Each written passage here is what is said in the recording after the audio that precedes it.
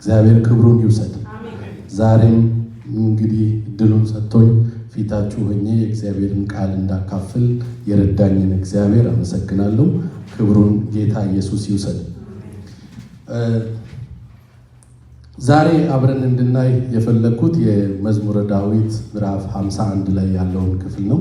መዝሙረ ዳዊት ምዕራፍ 51 ላይ ያለውን የዳዊት የኃጢአት ኑዛዜ የሚለውን ክፍል እንድናይ ነው የፈለግኩት። አብረን እናየዋለን።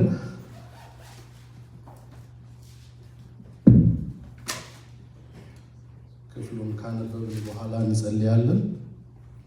እኔ ላንብበው። እግዚአብሔር ሆይ እንደ ቸርነትህ መጠን ምሕረት አድርግልኝ፣ እንደ ርኅራኄም ብዛት መተላለፌን ደምስስ። በደሌን ፈጽሞ እጠብልኝ፣ ከኃጢአቴም አንጻኝ። እኔ መተላለፌን አውቃለሁና ኃጢአቴም ዘውትር በፊቴ ነው። በውሳኔ ትክክል በምትሰጠው ፍርድም ንጹሕ ትሆን ዘንድ አንተን ብቻ በደልሁ፣ በፊትም ክፉ ነገር አደረግሁ። ስወለድ ጀምሮ በደለኛ፣ ገና እናቴም ስትጸንሰኝ ኃጢአተኛ ነኝ። እነሆ እውነትን ከሰው ልብ ትሻለህ፣ ስለዚህ ጥልቅ ጥበብን በውስጤ አስተምረኝ። በሂሶጵ እርጨኝ፣ እኔም እነጻለሁ። እጠበኝ፣ ከበረዶም ይልቅ ነጭ እሆናለሁ። ሐሴትና ደስታን አሰማኝ፣ ያደቃቸው አጥንቶች ደስ ይበላቸው። ፊትህን ከኃጢአቴ መልስ፣ በደሌንም ሁሉ ደምስስልኝ። አምላኬ ሆይ ንጹሕ ልብ ፍጠርልኝ፣ ቀና የሆነውን መንፈስ በውስጤ አድስ። ከፊት አትጣለኝ፣ ቅዱሱንም መንፈስ ከእኔ ላይ አትውሰድ። የማዳንን ደስታ መልስልኝ፣ በእሽታም መንፈስ ደግፈ ያዘኝ። ዳዊት ኃጢአቱን የተናዘዘበት ነው። የትኛውን ኃጢአት የሚለውን አብረን እናያለን። እስቲ ስለዚህ ክፍል እግዚአብሔር እንድናገረን እንጸልይ።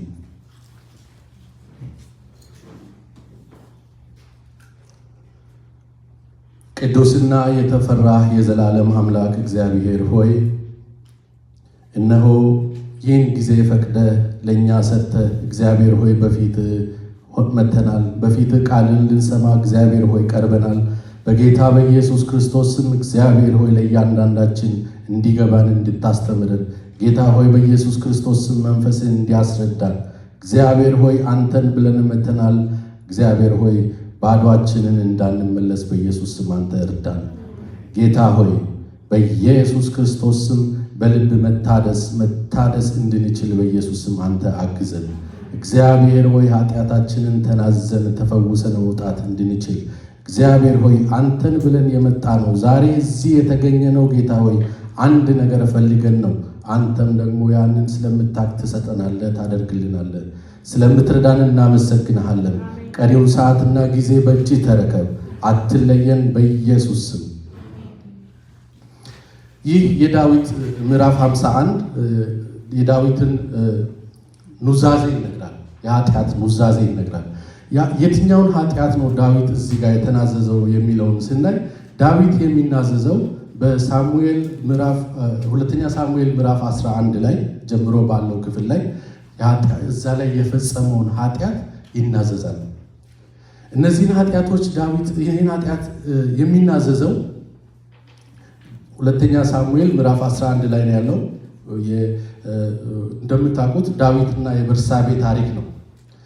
ዳዊት የነገስታት ጦርነትን የዳዊት መልእክት የተጻፈው የዳዊት ታሪክ የተጻፈው አብዛኛው በሁለተኛው በሳሙኤል ላይ ነው። አንደኛ ሳሙኤል ላይ ዳዊት ተፈልጎ እንደተሾመ እናውቃለን። ሁለተኛው የሳሙኤል መልእክት ላይ ግን ሙሉውን ዳዊትን መልእክት እናያለን፣ የዳዊትን ታሪክ እናያለን።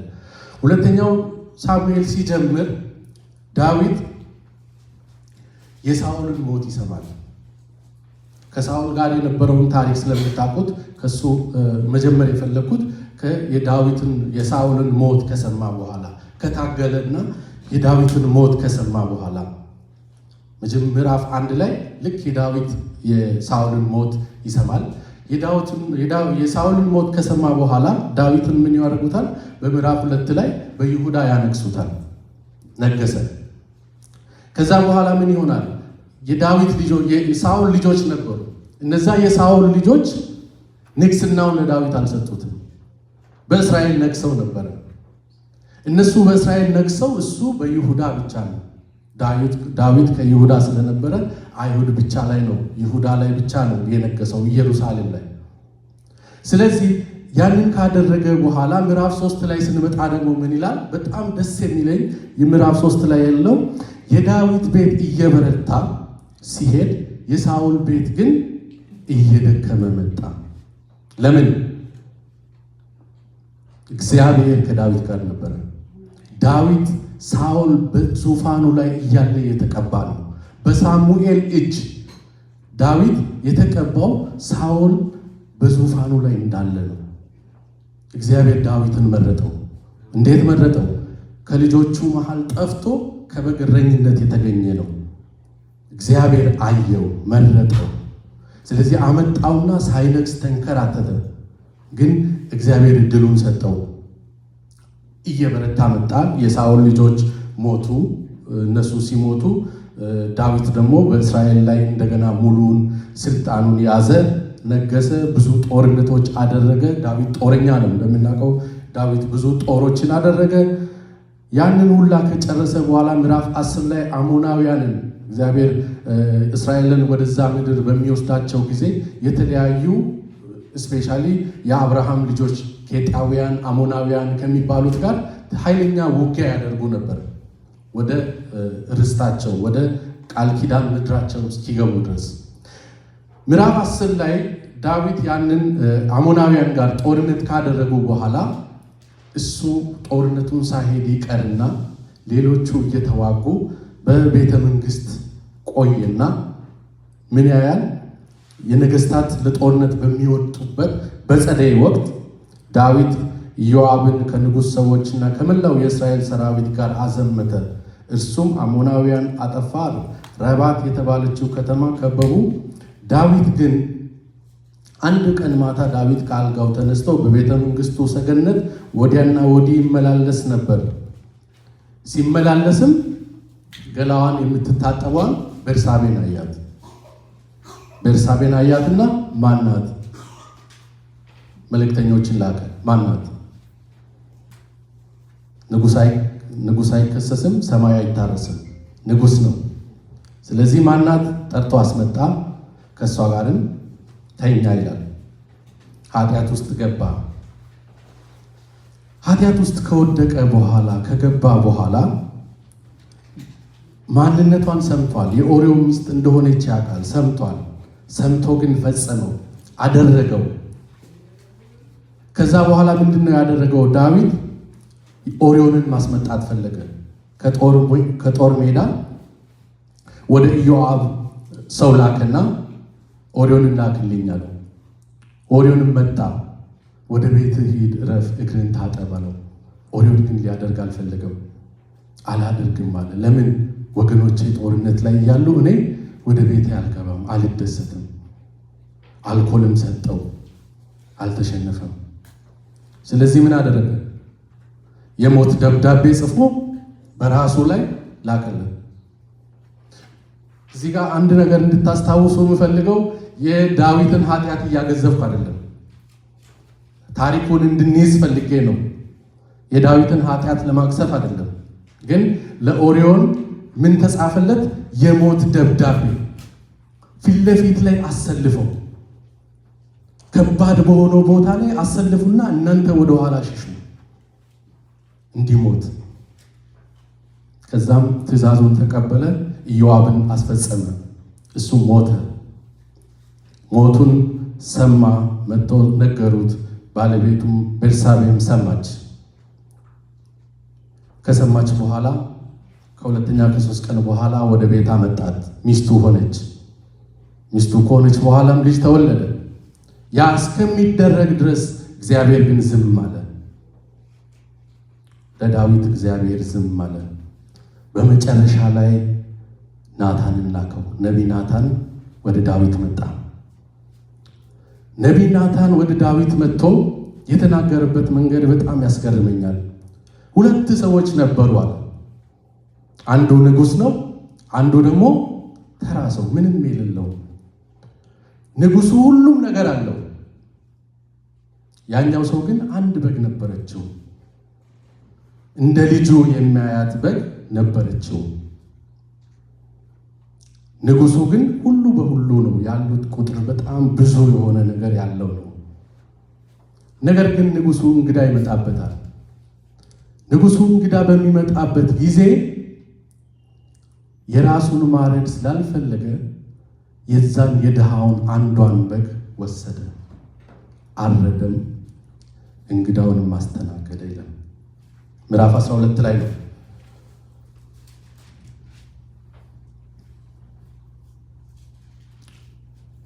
ከዛ ዳዊት ምንድነው? ሰው ነው። እኛም ይሄን ነገር ስንሰማ ምን እንላለን? የመጀመሪያው ሪያክሽናችን እንፈርዳለን። ዳዊትም ፈረደ። እጅግ ተቆጥቶ ናታንን እንዲህ አለው። ምዕራፍ 12 ቁጥር 5 ላይ ይገኛል።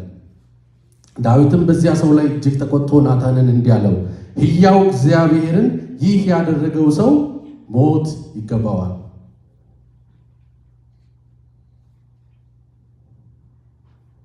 እንግዲህ እንዲህ ያለውን ነገር በማድረጉና ባለማዘኑ ስለ በጊቱ 4 እጥፍ መክፈል አለበት። አይገርማችሁም? ፈረደበት። ግን ይህን ያደረገው ዳዊት ነው። ከዚያም ናታን ዳዊትን እንዲህ አለው፣ ያ ሰው አንተ ነህ፣ ይህን ኃጢአት የፈጸምከው አንተ ነህ። የእስራኤል አምላክ እግዚአብሔር የሚለው ይህን ነው። በእስራኤል ላይ ንጉሥ ትሆን ዘንድ ቀባው፣ ከሳኦልም እጅ ታደግሁ፣ የጌታን ቤት ሰጠሁ፣ የጌታንም ሚስቶች በብብት አስታቀፍኩ፣ የእስራኤልና የይሁድ ቤት ሰጠሁ። ይህም ሁሉ አንሶ ቢሆን ኖሮ ከዚያ በላይ በሰጠሁ።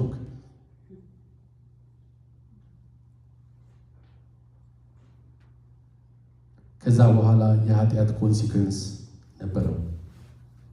የኃጢአት ኮንሲኩዌንስ እግዚአብሔር ተናገረ ዳዊት ቤት ላይ። ስለዚህ ሰይፍ ለዘላለም ከቤት አይርቅም። እኔን አቃለኸኛል፣ ሚስት እንድትሆንም ከኬጣውያን ከኦርዮ ሚስት ወስደሃል። እኔ ከራስ ቤት ክፉ ነገር አስነሳብሃለሁ፣ ዓይንን እያየ አደርግብሃለሁ። ዳዊት ለናታን በዛው ሰዓት መለሰለት፣ እግዚአብሔርን በጣም በድያለሁ፣ እግዚአብሔርን በጣም በድያለሁ አለ። ናታንም ዳይሬክትሊ ነው የነገረው፣ እግዚአብሔር ኃጢአትን ይቅር ብሎሃል፣ እግዚአብሔር ኃጢአትን ይቅር ብሏል፣ እግዚአብሔር ኃጢአትን አስወግዶልሃል፣ አንተም አትሞትም፣ አንተ እንደፈረድከው አትሞትም። ለምን? ዳዊት ምን ብሏል? መሞት ይገባዋል አለ። ራሱ ላይ ሲሆን መሻር የለበትማ። ስለዚህ እግዚአብሔር ግን ምን አለው? አንተ ግን አትሞትም። ከዛ ላይ የሚቀጥሉትን ክፍሎች ካነበባችሁ የዳዊትን ታሪክ ማግኘት ትችላላችሁ። ግን ወደ ምዕራፍ 51 ስንመጣ ዳዊት የተለያዩ ጸሎቶችን ያደርግ ነበር። የተለያዩ ጸሎቶችን ያደርጋል። ይህ ኃጢአት በውስጡ ይመላለሳል፣ ኃጢአቱ በውስጡ ይመላለሳል፣ በፊቴ ነው ይላል። ከዛ በኋላ ዳዊት የተረዳው ምንድን ነው? እውነተኛውን ኃጢአት ማስወገድ የሚችለው ኃጢአቱን ሲናዘዝ እንደሆነ ተረዳ። ኮምፕሊት የሆነውን ኃጢአት እንዲወገድለት ዳዊት መናዘዝ ነበረበት። ጊዜ ወስዷል። ለኃጢአታችን ጊዜ እንወስዳለን። ጊዜ ወስዶበታል ዳዊት ልጁ እስከሚወለድ ድረስ። እግዚአብሔር የመጀመሪያው የወሰደው ምንድን ነው? ልጁ በሕይወት እንዳይኖር አደረገ። ልጁን ሊያተርፍ በጊዜው 6 ቀን ሁላ እንደ ጾመ ሳይበላ እንደ ጸለየ ከስር ማንበብ እንችላለን። ነገር ግን እግዚአብሔር ምን አለ? አይሆንም ማለት ወሮች፣ ይሄ የተጻፈው እንድንማርበት ነው። እንድንማርበት ምንድን ነው የምንማረው ከዚህ? ናታን ወደ መልእክቱ ከመጣለት በኋላ ናታን ምንድን ነው ያደረገው? ዳዊት ምንድን ነው ያደረገው? በጣም ልብ የሚነካ ጸሎት ነው የጸለየው። ልመና ነው ያደረገው። እግዚአብሔር ሆይ እንደ ቸርነትህ መጠን ምሕረት አድርግልኝ። ምሕረት የምንለው ምንድነው? መርሴ የማይገባንን ነገር ሲደረግልን፣ የማይገባን ሞት ሲገባን በሕይወት ከኖርን ምሕረት ነው። ኢትዮጵያ ውስጥም እዚህም የምንሰማው ምንድነው? ብዙ ወንጀለኞች ምሕረት ተደረገላቸው ሲባል እንሰማለን። ወንጀለኛ የሆኑት በወንጀል የተፈረደባቸው ሰዎች ምሕረት ይደረግላቸዋል። ኢትዮጵያ በኮመንሊ እንደምናውቀው ዓመት በዓል ተጠብቀው ምሕረት ይደረግላቸዋል። ምን ሲሆኑ? ትክክለኛውን ፍርድ ካገኙ፣ የተፈረደባቸው ፍርድ እውነተኛ ሆኖ ካለቀ በኋላ ምን ይሆናሉ? ምሕረትን ያገኛሉ። ምሕረት ምን ሆኑ? የማይገባቸውን አገኙ። ገዳይ ከሆነ የገደለ ከሆነ በዛ መሰረት ሊፈረድበት ሲገባው ምሕረት አገኘ፣ የማይገባው። ስለዚህ ዳዊት ምን አለ? የማይገባኝን ስጠኛል፣ አይገባኝም፣ ነገር ግን አንተ ትችላለህ፣ ምሕረት አድርግልኝ። ለምን? እግዚአብሔር ቸር እንደሆነ ያውቃል። እግዚአብሔር መሐሪ እንደሆነ ያውቃል። ትንቢተ ሚልክያስ ምዕራፍ 7 ቁጥር 18 ላይ ልውሰዳችሁ። ትንቢተ ሚልክያስ ምዕራፍ 7 ከቁጥር 18 ላይ በጣም በሚገርም ሁኔታ ሚልክያስ የተረዳበትን አረዳድ ዳዊት ተረድቶታል። ኃጢአትን ይቅር የሚል የሚምር እንዳንተ ያለ አምላክ ማን ነው? ለዘላለም አትቆጣም፣ ነገር ግን ምሕረትን ማድረግ ደስ ይላል። ተመልሰህ ትራራልናለህ፣ ተመልሰህ ትራራልናለህ። እግዚአብሔርን ያየበት አንግል መረዳቱ እግዚአብሔር በኃጢአት እንደማይደሰት፣ በቁጣው እንደማይጨክን፣ ስለዚህ የሰራነውን ኃጢአት ማድረግ የምንችለው ምንድን ነው? ያ አምላክ አለን። ኃጢአት የማይወድ በቁጣው የማይቆይ አምላክ ፊት መቅረብ አለብን። ኃጢአታችን ይዘን እግዚአብሔር ፊት መቅረብ አለብን። ኃጢአት ለመስራት ላይሰንስ አይደለም። ነገር ግን ኃጢአታችንን ይዘን እግዚአብሔር ፊት እንድንቀርብ እግዚአብሔር ማንነቱን ማወቅ አለብን። ለምን? ሰይጣን ስላለ፣ ጠላት ስላለ። ጠላታችን ዲያብሎስ፣ ጠላታችን ፍላጎቱ ሁል ጊዜ በዛች ሰይጣን በዛች ኃጢአት እኛን መውጋት ነው። ውድቀታችንን ማሳየት ነው።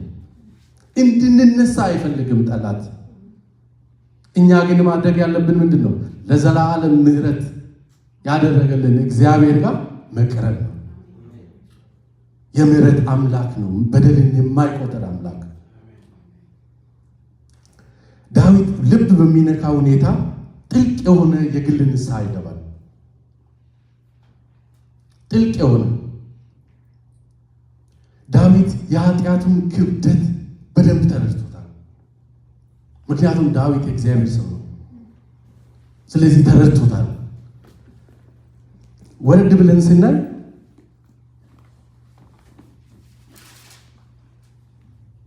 እኔ መተላለፌን አውቃለሁ። እኔ መተላለፌን አውቃለሁ። እንዴት ነው ያወቀው? አታድርግ የተባለውን ነገር እንዳደረገ ያውቃል። ስለዚህ ዳዊት ምን ማድረግ ነበረበት? ይህንን ነገር ሳያምታታ፣ ሰበብ ሳያበዛ፣ ሔዋን አሳሳተችኝ ሳይል እግዚአብሔርን ቀጥታ ተገናኘው። ኃጢአታችንን ቀጥታ ስርየት ልናገኝ የምንችለው መቼ ነው? እግዚአብሔርን ቀጥታ ያለ ምክንያት። ኃጢአት ሰርተናል። አዎ፣ ያንን ኃጢአት እግዚአብሔር ይቅር ይላል። እግዚአብሔር ስለሆነ ግን ሰበብ አያስፈልግም። ጥፋቱን ለመቀነስ አይሞክርም። ያደረገበትን ኃጢአት ለመቀነስ አይሞክርም። ቀጥታ ይህን የፈጸመውን ነገር በዝርዝር ይናዘዛል።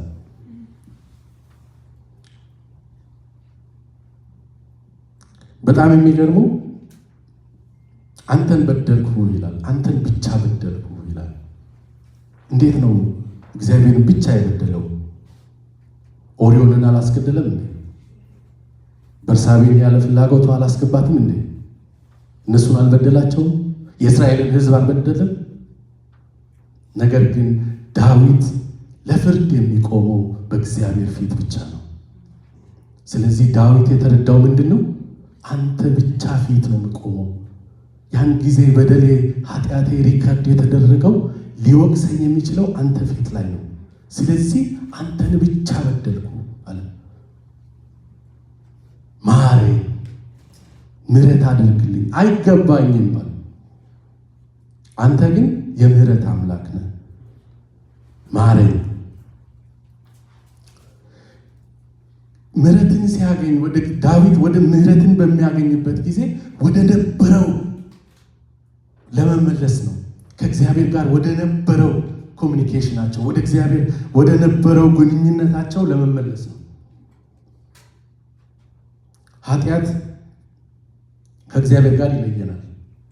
ምክንያቱም እግዚአብሔር በኃጢአት አይከብርም። ቁጥር 5 ላይ ስወለድ ጀምሮ በደለኛ፣ ገና በእናቴ ስጸነስ ኃጢአተኛ ነኝ ይላል። ይህን ክፍል በደንብ እንድታዩት የምፈልገው አንዳንዴ ሰዎች እዚህ ላይ እንሳሳታለን። ሲጸነስ ኃጢአተኛ የሆነው ከአዳም በመጣው ኃጢአት ምክንያት ነው። ምክንያቱም በትውልድ ሲወለድ ኃጢአተኛ ሆኖ ነው የሚወለደው። ምክንያቱም ኃጢአት በማን ገባ ይላል? በአዳም ገባ። ይህን ያስረዳን ማነው? ሮሜ ምዕራፍ 5 ቁጥር 12 ላይ ሄደን ስናይ ሮሜ ምዕራፍ 5 ቁጥር 12 ላይ ሐዋርያው ጳውሎስ ይህን በግልጽ አድርጎ ነግሮናል። ኃጢአት በአዳም ምክንያት ወደኛ መጣ፣ ያም ኃጢአት ሞትን ይዞ መጣ።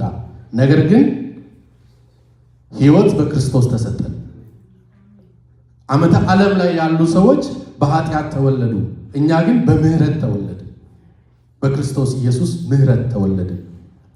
በእናቴ ማኅፀን እያለሁ ኃጢአተኛ ነበሩ።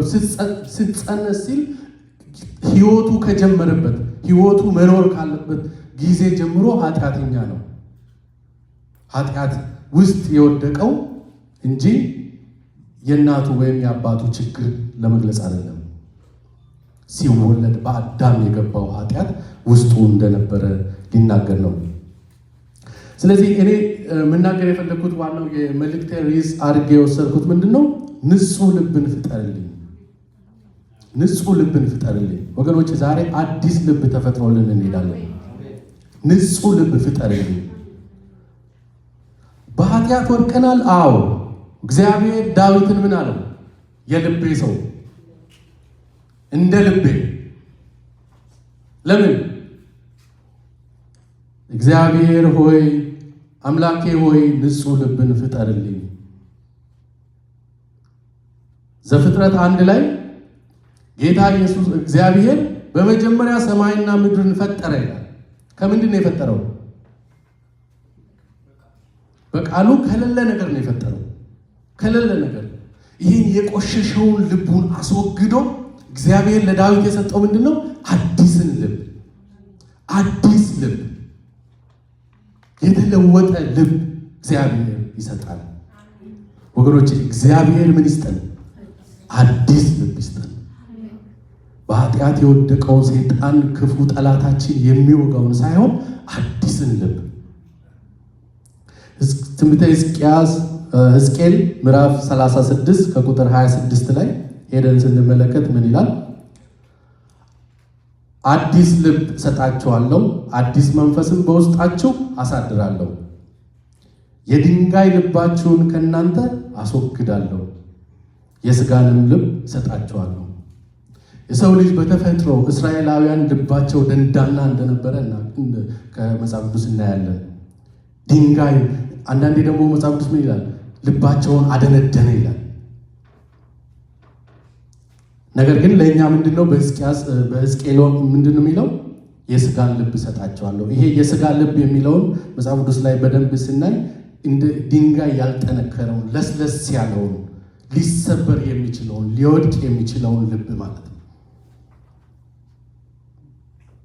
ሮሜ ምዕራፍ 8 ከቁጥር 5 እስከ 8 ያለውንም ማንበብ ይቻላል። ኢሳይያስ ምዕራፍ 31:3 ላይ ደካማነትንና በቀላሉ ሊጎዳ የሚችል መሆኑን ያሳያል። ስለዚህ ዛሬ መማር ያለብን ከዚህ ከዳዊት ምዕራፍ መዝሙር 51 ላይ የምንማረው ዳዊት ኃጢአቱን ተናዘዘ። ስለዚህ ኃጢአታችንን መናዘዝ መቻል አለብን። በማን ስህተት ተሳሳትኩ? በማንም ስህተት አይደለም፣ በራሴ ስህተት ተሳሳትኩ። አካውንተብል የሆነውን ፎርጊቭነስ እንፈልጋለን። እግዚአብሔር ኃጢአታችን ይቅር እንዲል የምናደርገው ምንድነው? እንናዘዛለን። ኃጢአትን መናዘዝ ኃጢአቱን ማወቅ ነው። ያለ ኮምፕሌን ያለ ሰበብ እንናዘዛለን። ከተናዘዝን በኋላ ደግሞ ንስሐ እንገባበታለን። ኃጢአትን በመናዘዝ ብቻ እናቆምን። ከተናዘዝን በኋላ ንስሐ እንገባበታለን። ፉል የሆነውን ንስሐ እንገባበታለን። ይቅርታ እንዲሰጥ ከእግዚአብሔር ጋር ወደ ነበሩበት ትክክለኛው ግንኙነት እንድንመለስ ንስሐ እንገባበታለን። ንስሐ ከገባን በኋላ ደግሞ ምሕረትን እንጠይቃለን። ስቴጆች አሉት። ምሕረትን እንጠይቃለን። ኃጢአት ላይ ስለወደቀን ምን ሆነናል? የማይገባን ሆነናል። ግን እግዚአብሔር መሐሪ ስለሆነ ምሕረቱን እንደገና እንጠይቃለን። ምሕረቱን ከጠየቅን በኋላ መታደስ አለብን። መታደስ ምሕረት ካገኘን የእግዚአብሔር ፍቅሩ ከተመለሰ በኋላ መታደስ አለብን። የምንታደሰው ከምንድን ነው? ተመልሰን እዛ ኃጢአት ውስጥ ላለመውደቅ ነው። ከልብ የሚታደሱ ሰዎች ከታደሱ በኋላ ወደዛ ኃጢአት አይመለሱም። ስለዚህ የወደቅንበት ኃጢአት ምንነት አይደለም የሚወስነው። ተመልሰን ያንን ኃጢአት የማንደግም ከሆነ በእውነተኛ ልብ መታደስ እንታደሳለን።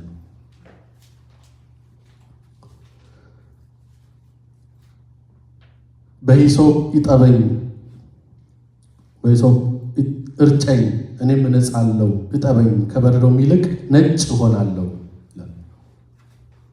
ስለ መንጻት፣ ስለ ኃጢአት መንጻት ዘሌዋውያን ላይ የተነገረውን ያንን የኃጢአት መንጻት እኔ ላይም አድርግብኝ፣ ልንጻ፣ በሂሶጵ ይረጭብኝ። ሌዋውያን የዛኔ ደም ይረጩ ነበር በሂሶጵ አድርገው። ስለዚህ ያንን የሚያደርጉ ከሆነ ያነጻል ይላል። ከኃጢአት አንጻኝ። የሂሶጵ ታሪክ ዘጸአት 12:22 ላይ ስናይ ጉበናቸውና መቃናቸውን ደም በሂሶጵ በቀቡ ጊዜ የሞት መላእክት መጥቶ ያልፋቸው ነበር ይላል። እኛም ቤት ላይ የክርስቶስ ኢየሱስ ደም አለ። እኛም ቤታችን ላይ የሚያነጻን የክርስቶስ ኢየሱስ ደም አለ። ለመንጻት ኃጢአታችንን ተናዘን አዲስ ልብ መውሰድ አለብን። ሕዝቅኤል 18:31 እስከ 32 ያለውን ክፍል እንድናነበው። ሕዝቅኤል ትንቢተ ሕዝቅኤል ምዕራፍ 18 ከ31 እስከ 12 ላይ ያለው ይህን ክፍል ዛሬ የምንማረው የዳዊትን ኃጢአት ለመቁጠር አይደለም ብያቸዋለሁ። ከኃጢአታችን ተናዘን ንጹሑን ልብ ይዘን ለመውጣት ነው። ንጹሕ ልብ እግዚአብሔርን ያሳርፋል፣ እግዚአብሔር ይሰራበታል።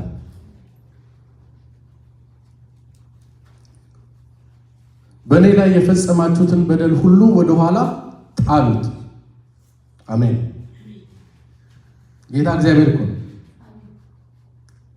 በእኔ ላይ የፈጸማችሁትን በደል ሁሉ ወደኋላ ጣሉት፣ አዲስ ልብና አዲስ መንፈስ ይኑራችሁ።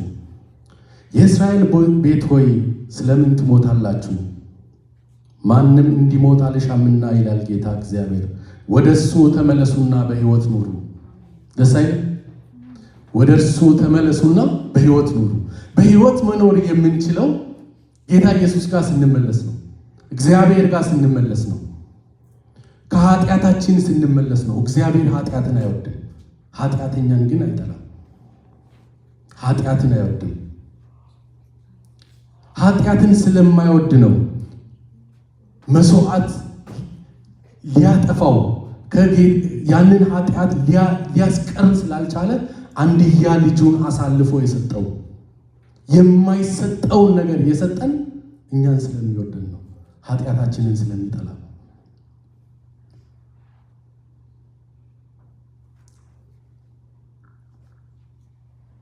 ከፊት አትጣለኝ፣ ቅዱስ መንፈስንም ከኔ አትውሰድ ይላል ሲጸልይ።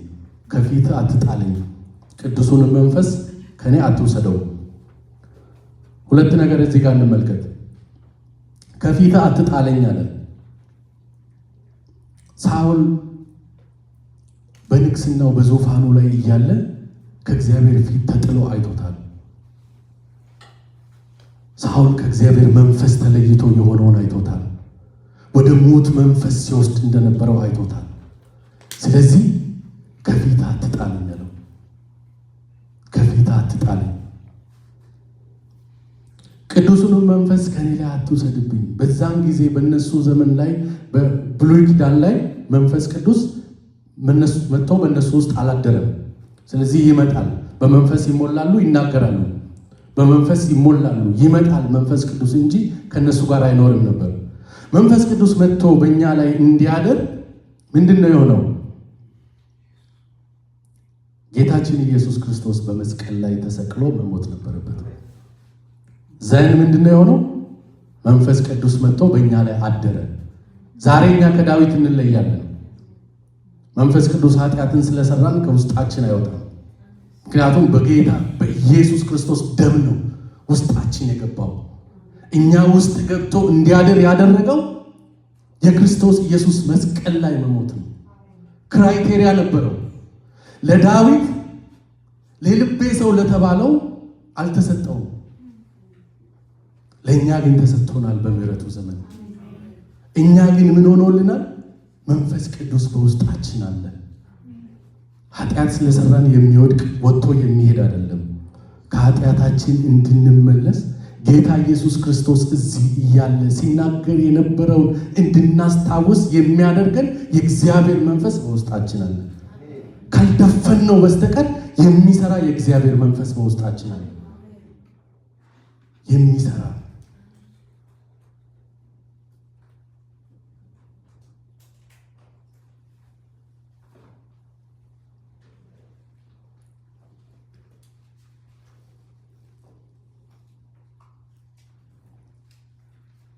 ትንቢተ ኤርምያስ ምዕራፍ 24 ከቁጥር 7 ላይ ብታወጡ ትንቢተ ኤርምያስ ምዕራፍ 24 ከቁጥር 7 ላይ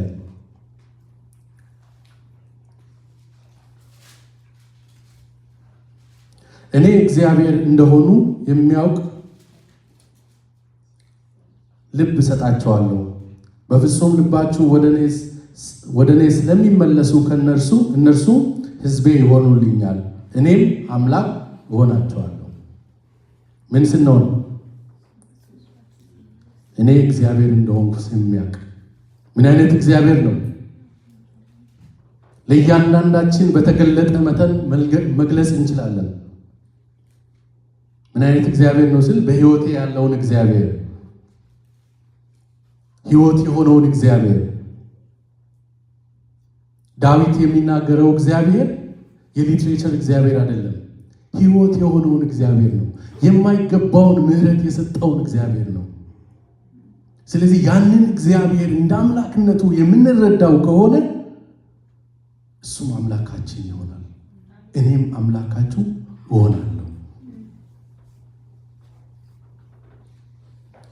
ይህን የምናደርግ ከሆነ ሮሜ ምዕራፍ 12 ቁጥር 2 ላይ እንሄድ፣ አብረን እናንብበው።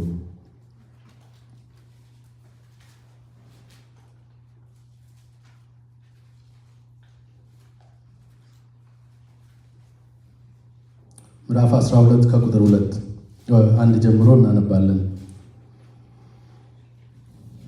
እንግዲህ ወንድሞች ሆይ ሰውነታችሁን ቅዱስና ለእግዚአብሔር ደስ የሚያሰኝ ሕያው መስዋዕት አድርጋችሁ ታቀርቡ ዘንድ በእግዚአብሔር ርኅራኄ እለምናችኋለሁ። ይህም እንደ ባለ አእምሮ የምታቀርቡት አምልኳችሁ ነው።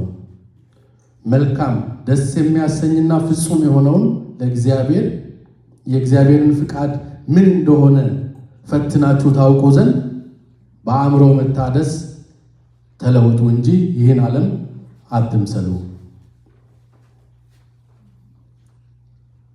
ሰውነታችንን ቅዱሱን የእግዚአብሔርን ደስ የሚያሰኝ መስዋዕት አድርገን እንድናቀርብ እግዚአብሔር ይፈልጋል። ቅዱስ አድርገን እንከን የሌለበት ምናምንቴ ያልሆነውን ጌታ ሊቀበለው የሚችለውን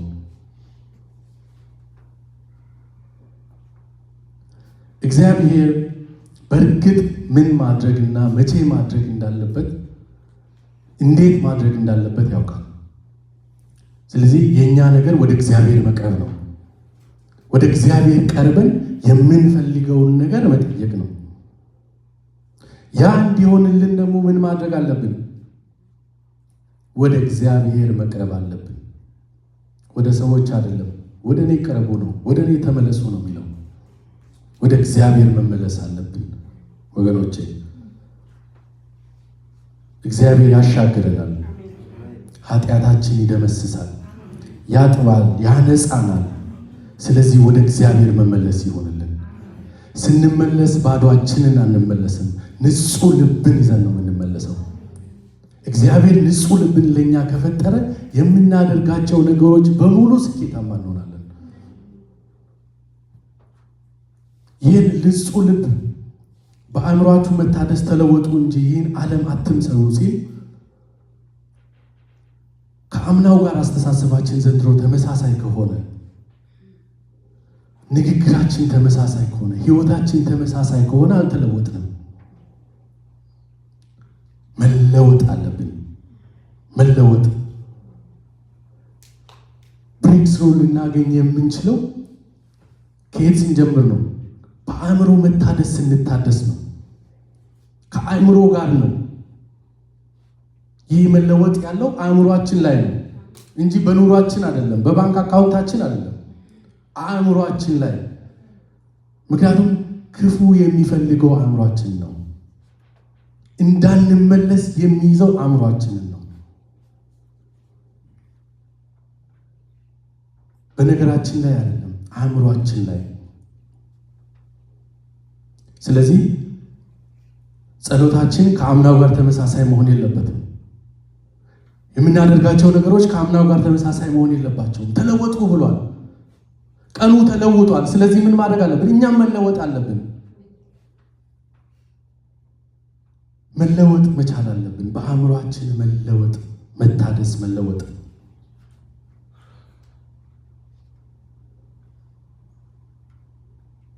ጌታ ኢየሱስ ክርስቶስ በእውነት እላችኋለሁ እኔ ካልሄድኩ አጽናኝ መንፈሱ ወደ እናንተ አይመጣም ያለው ያ አጽናኝ መንፈስ ቅዱስ ወደ እኛ የመጣው እግዚአብሔር የተናገረውን ሊያስታውሰን ነው። ጌታ ኢየሱስ በምድር ላይ ሲመላለስ አዲስ ኪዳን ተብሎ በተጻፉ በሙሉ ላይ ሊያስታውሰን ነው።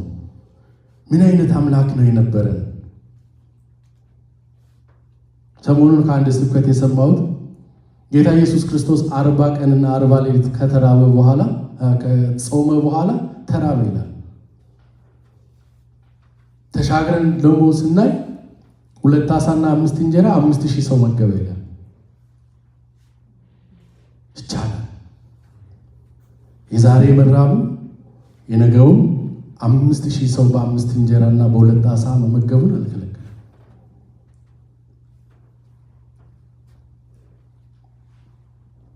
የመስቀል ሞት የክርስቶስ ኢየሱስን ዋጋ እንስጠው። ልባችን እንዲለወጥ ዋጋ እንስጠው። ጌታ ኢየሱስ ከኛ የሚፈልገው ይሄን ነው። እግዚአብሔር ከኛ የሚፈልገው ይሄን ነው። በልባችን መለወጥ፣ በአእምሯችን መታደስ፣ መለወጥ።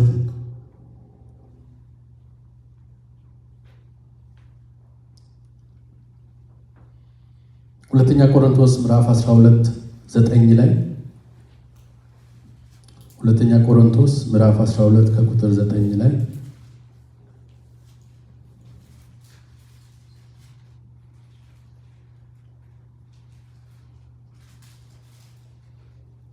ያገኘ ሰው ያንብብልኝ። እርሱ ግን ጸጋዬ በቃ ኃይሌ ፍጹም የሚሆነው በድካም ጊዜ ነውና አለኝ። ስለዚህ የክርስቶስ ኃይል በእኔ ያድር ዘንድ ይበልጥ ደስ እያለኝ በድካሜ እመካለሁ። አሜን። ስለ ክርስቶስ ቴንክ ዩ። ሐዋርያው ጳውሎስ ስለ ራሱ ታሪክ ነው እዚህ ጋር የሚነግረን። አንድ ነገር ተቸገረና እግዚአብሔርን 3 ጊዜ ለመንኩት ይላል። ከላይ ስናይ ጀምረን አንድ ተቸገረና እግዚአብሔርን 3 ጊዜ ለመነ። 3 ጊዜ እግዚአብሔርን ለመንኩት፣ እሱ ግን ጸጋዬ ይበቃሃል። የትኛው ጸጋ? ለእኛ የተሰጠው የዘላለም ሕይወት የሰጠበት ጸጋ ከእኛ ጋር አሁን ያለው ፕሬዘንት ቴንስ ላይ የተጻፈው ፓስት ቴንስ አይደለም እኮ ተሰጥቶ የቆየ አይደለም። አሁን ከእኛ ጋር ያለ አሁን ካንተ ጋር ያለው ጸጋ ይበቃሃል። ጸጋዬ ይበቃሃል። በማን ነው የተማመነው? በራሱ ነው፣ በእኔ አይደለም። እኔ ማረባ ማልጠቅም እንደሆንኩ ያውቃል። ስለዚህ ጌታ ኢየሱስ ክርስቶስ የተማመነው በማን ላይ ነው? በራሱ ነው። ጸጋ ይበቃሃል፣ ጸጋ ይበቃሃል። ከዛ ነገር ጋር እንድናመልከው እንድንገዛለት ይፈልጋል። አንዳንድ ችግሮች አለብን ያልተመለሱ፣ በዛ መሃል ላይ እግዚአብሔር እንድናመልከው ስለሚፈልግ ነው። ያ የምስጋናችን ምክንያት እንዲሆን ስለሚፈልግ ነው። በሕይወታችን ብዙ ያልተመለሱ ጥያቄዎች አሉ። እኔ ብዙ ያልተመለሱ ጥያቄዎች አሉ፣ በቃ ጌታ ሆይ የምላቸው። የእግዚአብሔር ግን ዋና ዓላማ እዛ ውስጥ ሆነን ክብር እንድንሰጥ ነው። ክብር እንድንሰጥ። ከዚህም በላይ አንተ ንጉሥ ነህ። ከዚህም በላይ ከችግሬ በላይ አንተ ታላቅ ነህ። አንዳንድ ሰዎች አጫጭር ቪዲዮዎች ካያችሁ አይገርሙም? የሚዘምሩት ፊዚካል እንትናቸው በጣም በቃ ሆኖ ግን በዛ መሃል ላይ ሆነው የሚዘምሩ የድሮ መዝሙሮቹን የሚጸልዩ አጫጭር ቪዲዮዎች ካያችሁ አይገርምም?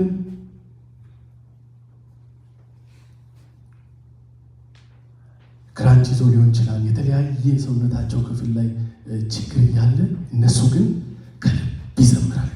በጣም ይቀናሉ፣ ከልብ ይዘምራሉ።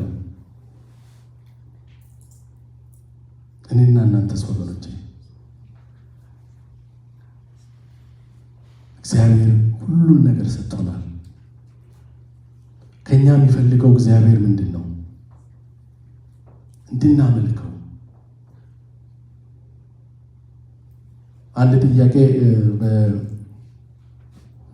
ጥያቄና መልስ ላይ ሲያደርጉ ሁሉን አትክልቶች እዛ ጋር እግዚአብሔር ካስቀመጠ በኋላ ያችን ለምን ፈጠረ ብሎ ጠየቁት።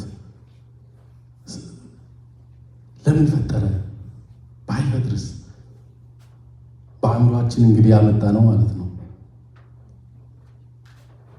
መልሱ ነው በጣም ደስ ያለኝ። እግዚአብሔር ወርሺፕ ሊደረግ ይፈልጋል። ያስቱ ቢወርሺፕ ሕግ ትእዛዝ ሊሰጥ ይፈልጋል። ልጆቹን ማስተዳደር መግዛት የማይፈልግ ወላጅ አለ እንዴ?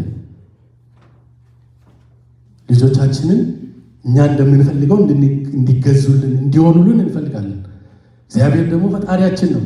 ስለዚህ እኛን መግዛት ይፈልጋል። ዘን ፈጠረ፣ አታድርግ። 99ን ሰጥቶ አንዱን ተው። ወርሺፕ እንዲደረግ ያንን እንድናከብር እንድናቆመው እንዳናደርገው። ለምን ሳምቲንግ እግዚአብሔር አታድርጉ ብሏል። የማናደርገው ለምንድን ነው? እግዚአብሔር አታድርጉ ስላለ። በእርግጠኝነት የምነግራቸው አንድ ነገር ሰይጣን ወይም ጠላት የሚፈልገው ወይም የሚያንዣብበው አብዛኛውን ጊዜ በእኛ ዙሪያ ነው። ሌሎቹ ጋር እኮ አይደለም።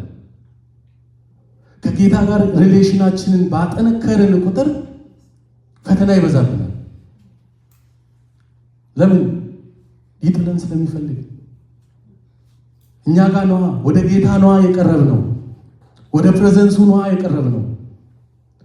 ወደ እሱ መቅረብ አንችልም። ከእሱ ጋር በጽኑ ተራርቀናል። ዘንድ ምን ያደርግብናል? ያመጣብናል።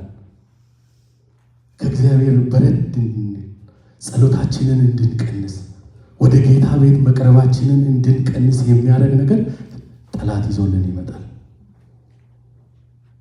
ያን ጊዜ ግን ጌታ ኢየሱስ ክርስቶስ በመስቀል ላይ የፈጸመውን እንድናስብ ይሆንልን።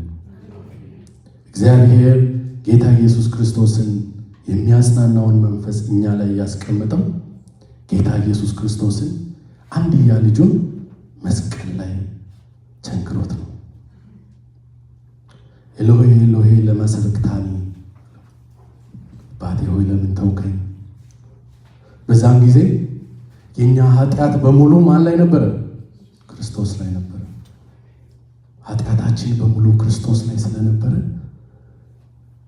ጌታ ኢየሱስ ክርስቶስና እግዚአብሔር ተለያዩ።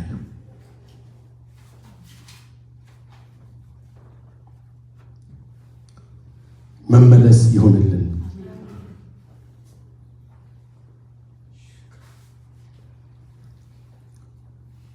እንደገና ወደ ዳዊት ታሪክ ልመልሳችሁና ሐሳቤን አጠቃልላለሁ። መዝሙረ ዳዊት ምዕራፍ 39 ከቁጥር 23 እስከ 24 ያለውን ክፍል አብረን እናንብበው።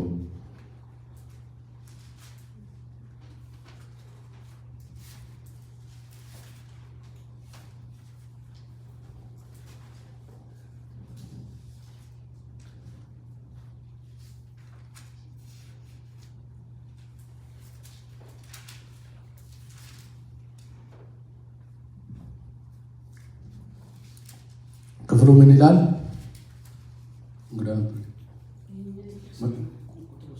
139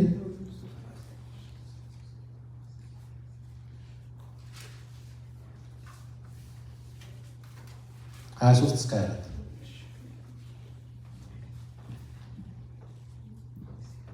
እግዚአብሔር ሆይ መርምረኝ፣ ልቤንም እወቅ፣ ፈትነኝ፣ ሐሳቤንም እወቅ።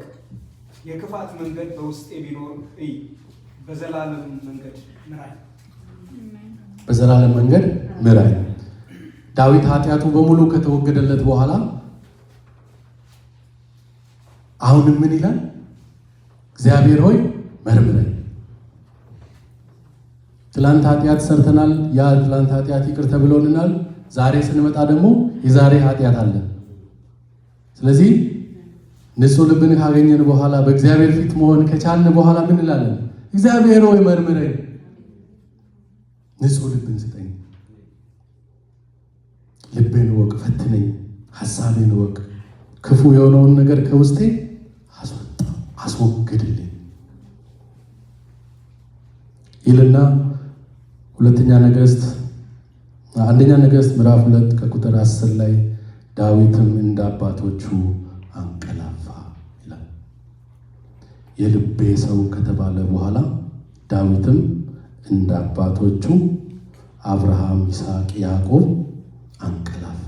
የጌታን ስራ በጊዜው ሰርቶ ኢየሩሳሌም ላይ ሰለሞን ቤተ ክርስቲያኑን የእግዚአብሔርን መቅደስ እንዲሰራ ሁሉን ነገር አመቻችቶ ጨርሶ አንቀላፋ። ንግስናውን በሕይወት እያለ አስረክቦ። አንድ ነገር ልንገራችሁና ልጨርስ። ዳዊት ኃጢአት የሰራው ከቤርሳቤ ጋር ነበረ። የተወለደው የመጀመሪያው ልጅም ሞተባቸው። ሁለተኛው ልጃቸው ግን ምን ሆነ? ነገሰ። ሰለሞን የቤርሳቤ ልጅ ነው። የዳዊትን ንግስና የወሰደው ማን ነው? ሰለሞን ነው። ሰለሞን ከቤርሳቤ የተወለደ ነው። ስለዚህ የመጀመሪያው በኃጢአት ያለውን ነገር ስታይ፣ የኃጢአት ታሪኩን ስናይ፣ ወደዚህ ደግሞ ስንሻገር የእግዚአብሔርን መቅደስ ቤተ መቅደስ በእስራኤል የገነባው የመጀመሪያው ጥበብና ማስተዋል የተሰጠው የመጀመሪያው እንደሱ አይነት ሰው አልተፈጠረም የተባለው ሰው የመጣው መቼ ነው? ከኃጢአቱ ኑዛዜ በኋላ አዲሱን ልብ እግዚአብሔር ከሰጠ በኋላ የዳዊትን ላይን የጌታ ኢየሱስ ክርስቶስን ላይን በቤርሳቤ በኩል አስገባ። ሁለት ነገሮች አሉ። በዚህኛው በኩል ኃጢአት አለ፣ በዚህኛው በኩል ክብር አለ። መሀል ላይ ያለው ግን ምንድነው? የኃጢአታችን መናዘዝ፣ አዲስን ልብን ስጠኝ ብለን መጸለይ፣ ምሕረትን አድርግልኝ፣ የማይገባኝን ነገር ጌታ ሆይ ስጠኝ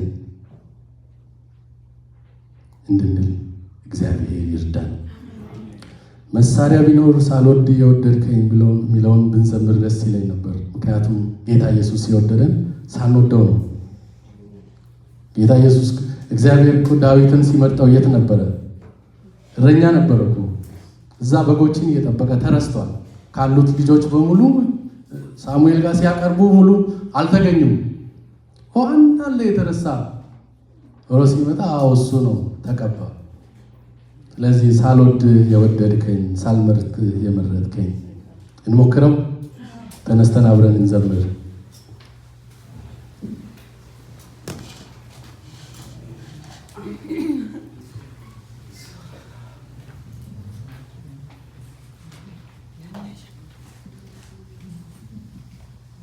ሳልወድ የወደድከኝ